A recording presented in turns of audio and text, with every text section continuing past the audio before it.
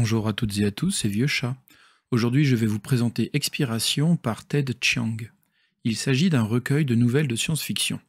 On y trouve par exemple un vieux marchand arabe qui découvre qu'un portail lui permet de retourner visiter le passé. Mais il ne peut en changer les événements. Pourtant, il y trouvera son intérêt. La nouvelle qui donne son nom au recueil met en scène des créatures qui prennent conscience que leur univers est fini et que leur souffle, leur expiration, le consume peu à peu. Deux nouvelles se penchent sur la question du libre arbitre et de l'obéissance. L'une avec un petit objet, très simple, qui détecte si l'on va appuyer ou pas sur cet objet. L'autre est plus détaillée et explore les conséquences d'une invention permettant de créer une divergence dans le temps à partir du moment où l'objet, un prisme, est activé. Ensuite, ce prisme permet de communiquer avec notre double ainsi créé dans un univers parallèle. Cela permet d'explorer les questions de type « et si ». Et si j'avais fait autrement lorsque j'ai rencontré un tel ou un tel? Et si je n'avais pas traversé? Et si j'avais dit oui? Un autre texte donne la parole au perroquet, tandis qu'un autre explore les relations entre science et religion. Deux autres histoires nous amènent à réfléchir à la place de l'éducation dans la constitution de notre ego. Une, avec des intelligences artificielles que l'on entraîne. Une autre, à propos des conséquences sur le psychisme de la création d'une nounou mécanique suivant des principes mathématiques rigoureux. La plus intéressante, à mon sens, s'intéresse à la vérité et aux souvenirs.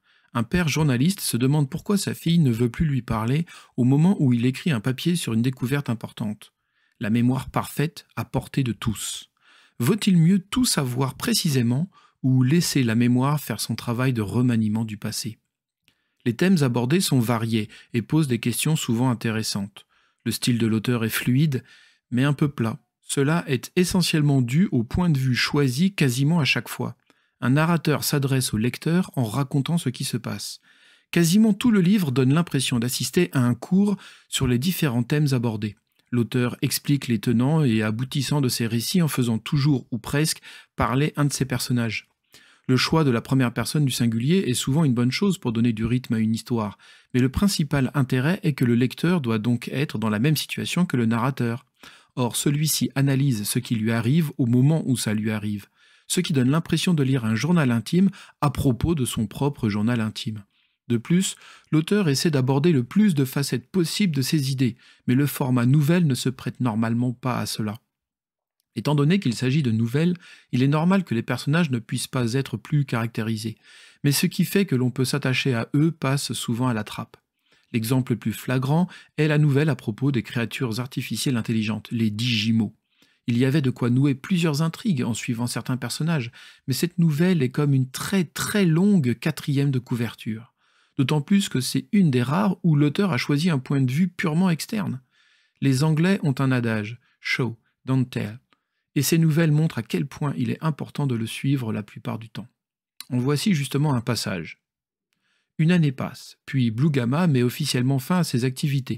Il n'y avait pas assez de clients prêts à prendre le pari d'un Digimo perpétuellement docile.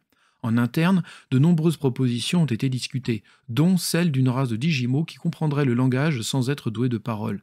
Mais il était trop tard. La clientèle s'était cristallisée autour d'une petite communauté de fervents propriétaires de Digimo qui ne généraient pas assez de revenus pour maintenir Blue Gamma à flot.